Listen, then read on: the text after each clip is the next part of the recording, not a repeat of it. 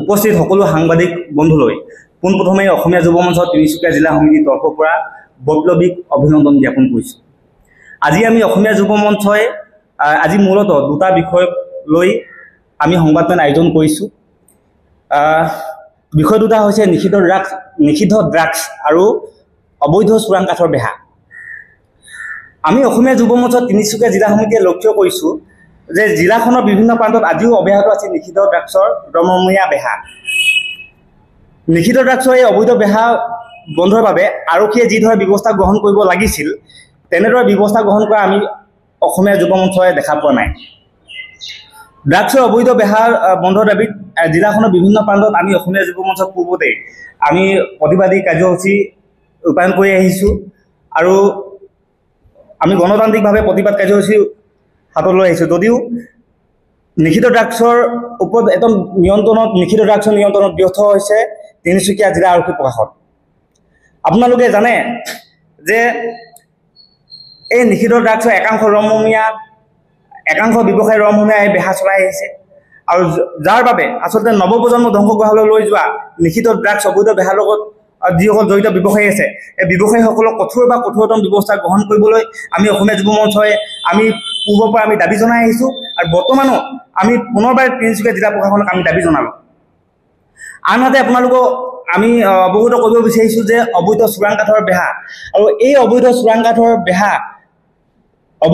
কাঠৰ বেহা বন্ধৰ দাবীত আমি অসমীয়া যুৱ মঞ্চ তিনিচুকীয়া জিলা সমিতিয়ে পূৰ্বৰ পৰা আমি দাবী উত্থাপন কৰি আহিছোঁ।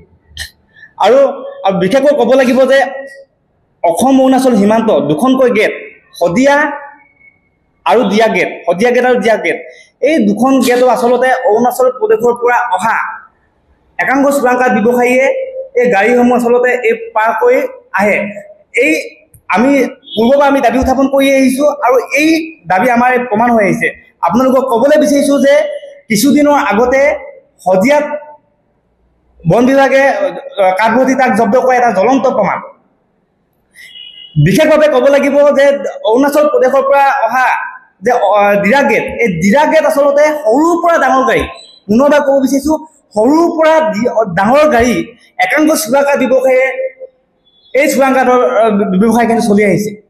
গতিকে এই চোৰাং কাঠৰ চিণ্ডিকেট এই চোৰাং কাঠৰ ব্যৱসায়ী বন্ধ আমি পূৰ্বৰ পৰা আমি দাবী জনাইছোঁ আৰু আপোনালোকৰ আজি সংবাদৰ যোগেদি আমি ক'বলৈ বিচাৰিছোঁ যে এই বিশেষকৈ এই দিয়া গেট পূৰ্বৰ পৰা এই অভিযোগবোৰ আচলতে দীৰ্ঘদিনীয়া আৰু আমিও দাবী জনাই আহিছোঁ। সেইদিনা আমি সংবাদ মাধ্যমৰ আগত প্ৰতিক্ৰিয়া দিয়া পাইছোঁ আমি দেখিবলৈ পাইছোঁ যে সেইদিনা কাকপথাৰ বন বিভাগে এখন কাঠভৰ্তি তাক জব্দ কৰিছে।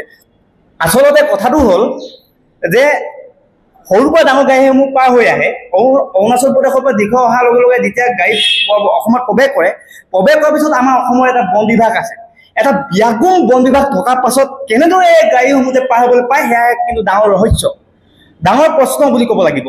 গতিকে আমি এই অবৈধ চোৰাং কাঠৰ ব্যৱসায় বন্ধৰ দাবী জনাইছোঁ। আপোনালোকে ইতিমধ্যে জানে যে গৰমে দহিছে, গোটেই উৎকট গৰমৰ বাবে এই প্ৰখৰ গৰম যাৰ বাবে ৰাইজে বহুতো সমস্যাৰ সন্মুখীন হ'বলগীয়া হৈছে। আচলতে গোলকীয় উষ্ণতা বৃদ্ধিৰ ফলত প্ৰখৰ গৰমৰ কাৰণে ৰাইজৰ কিমান সমস্যাৰ সন্মুখীন হ'বলগীয়া হৈছে। গতিকে গছ কটা বন্ধৰ আমি পূৰ্বৰ দাবী জনাইছোঁ আৰু তাৰ সমান্তৰালভাৱে আমি আজি সংবাদমেলৰ যোগেদি পুনৰবাৰ দাবী উত্থাপন কৰিব বিচাৰিছোঁ যে অতি শীঘ্ৰেই এই গছ কটা লগতে চোৰাং কাঠৰ যি অবৈধ ব্যৱসায় এই ব্যৱসায় বন্ধ হ'ব লাগে। আৰু আমি আপোনালোকক ক'বলৈ বিচাৰিছোঁ পূৰ্বতে আমি অসমীয়া যুৱ মঞ্চই জিলা আয়ুক্তগৰাকীক এখন স্মাৰক পত্ৰ প্ৰদান কৰিছিলোঁ জিলা আয়ুক্তগৰাকীক আৰু তাৰ আমি এইটোৱে ক'ব বিচাৰিছোঁ যে পূৰ্বৰ পৰা আমি দাবী জনাই আছোঁ যে এই অবৈধ চোৰাং কাঠৰ এই ব্যৱসায় বন্ধ হ'ব লাগে। অন্যথা কিন্তু আমি অসমীয়া যুৱ মঞ্চ তিনিচুকীয়া জিলা সমিতিয়ে তীব্ৰ গণতান্ত্ৰিক আন্দোলন আমি গঢ়ি তুলিম, সেয়া স্পষ্ট কথা।